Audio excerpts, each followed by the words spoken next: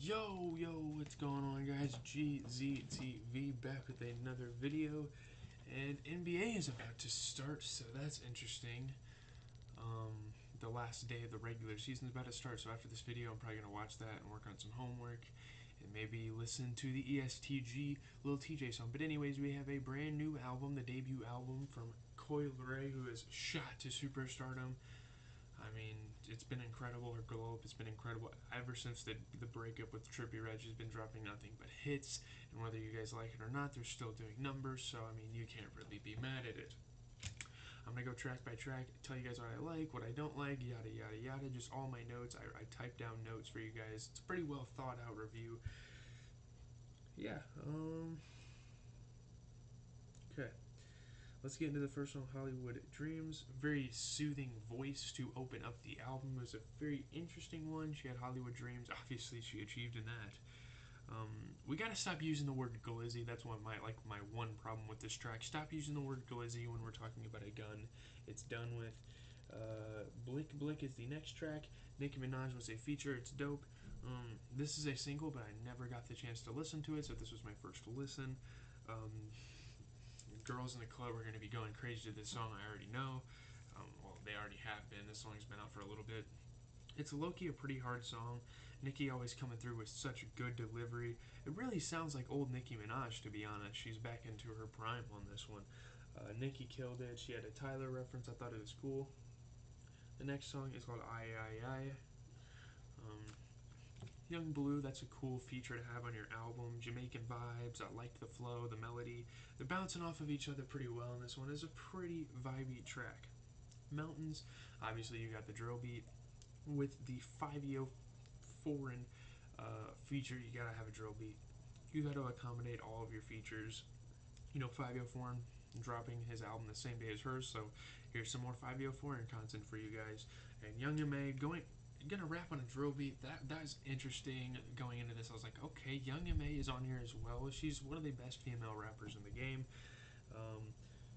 I just think 504's got to switch his flow. That's one of the downsides of this track is 5's coming through with this same flow over and over. And in all honesty, Young M.A. stole the show. She had a really good feature. She's definitely better than 504, and I don't think there was any doubt in that beforehand. But I need to plug my mic into my. Fuck, dude, I keep forgetting. My mic still doesn't sound that good, sound that bad on my computer, but I keep forgetting to plug my mic in. Is this better? Can you guys hear my mic better? I think you guys can hear my mic. I'll have to add a source for future videos, but I guess for now you're gonna hear my computer audio. I don't know what the hell is going on here. Yeah, let's just move on. That already took enough time. I don't know why the track ended so abruptly for Mountains, but let's move on to Thief in the Night. Herbo's on this track. Herbo, I was pretty excited. He had a great feature. Shit was pretty dope.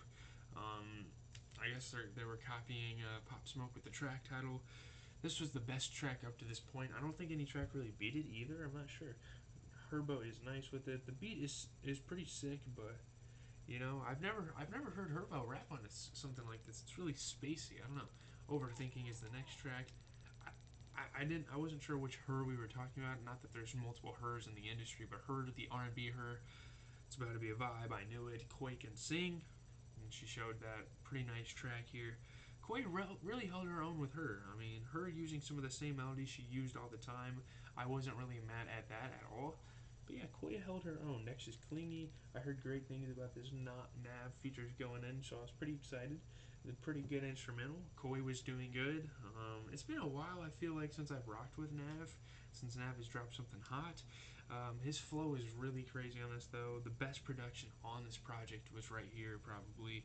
She's a great vocalist. I think Koi's a great vocalist as well, so Nav is a great vocalist, obviously, too. Next is Heartbreak Kid. Shawn Michaels, I don't know. It's a pretty vibey track. You know, the producers are definitely doing their thing on this project. Next is Twin in Them. It's a fun song, just a bit overplayed. I mean, the production's pretty unique. I thought it was cool, but yeah, it's just a bit overplayed. I've heard it too much to really like it all that much. And up next is the another single on the album, No More Parties. It's not a bad track either. Honestly, Dirk isn't needed on this track. I think Coi does enough, substantially. The melodies are pretty good from Coi Leray. The track is a bit long though. Next is Be Me. Wallow267 is a radio show host, I'm pretty sure. I wasn't sure who Gilly was. I'm assuming he's on that broadcast team. And it was just this little interlude. It wasn't really a track. Next was Lonely Fans. I felt this track a lot, but there really wasn't that much to say about it. Heart in a Coffin, it had a piano beat, kind of like Polo G sounding. It was alright. I understand you want money, but that's not what it's about. She's talking about money on this one, and I'm like, it's not really what it's about. Like, people that only are in it for the money fade away quite fast and go bankrupt. So I don't know. Just for Coi Leray's sake, I think she should just start doing it for respect and start putting out monumental projects. This project isn't a bad start though. Next is Paranoid. We actually had Polo G on this track. I feel like I've heard this track before for some reason. They might have leaked it. It might have been on somewhere else. I'm not sure. But Polo G was pretty nice. I really liked his part on it. Box and Papers is next. It was an interesting opener. Coi went pretty crazy on this, honestly. I thought that was a pretty cool track. Mission Impossible had a little Tekka on it.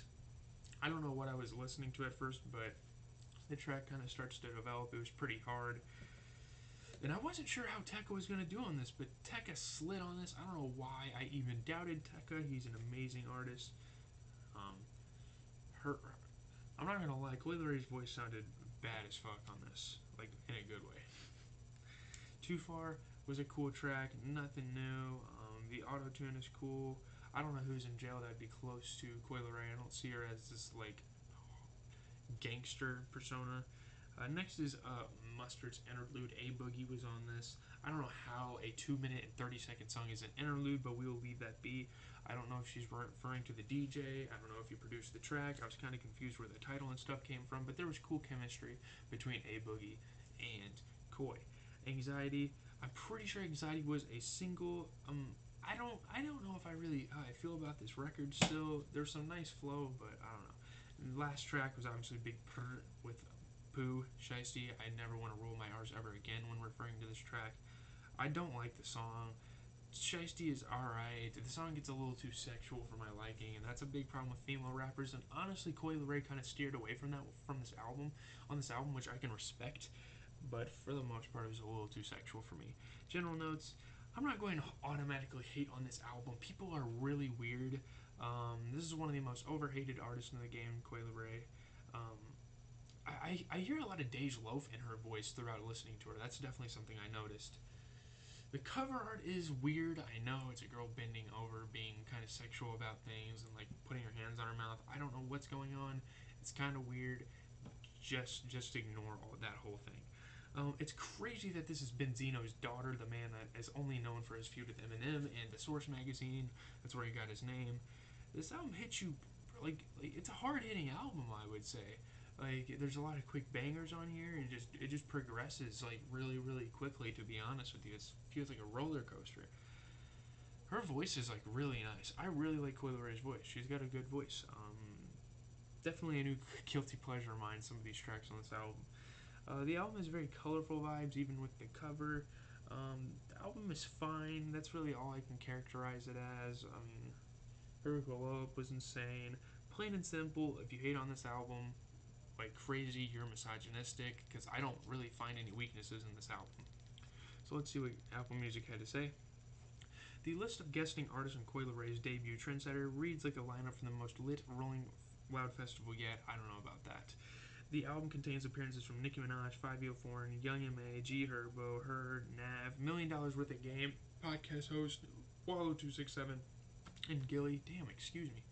Polo G, Lil Tecca, A Boogie with the Hoodie, Pusha and Lil Durk. To be clear, Leray doesn't need other artists to make a hit. See Twinenum, Unbubbly Ode to BFFs that would net her more than 1 billion TikTok listens, and even No More Parties, a song that had legs as a solo outing before Lil Durk hopped on the remix, which he didn't really need to, launching it fully into orbit. But Trendsetter serves to showcase as much as anything else that Leray is the ideal collaborator. She can sing, she can rap, and she can make a hit song with just about anyone you put in the studio with her.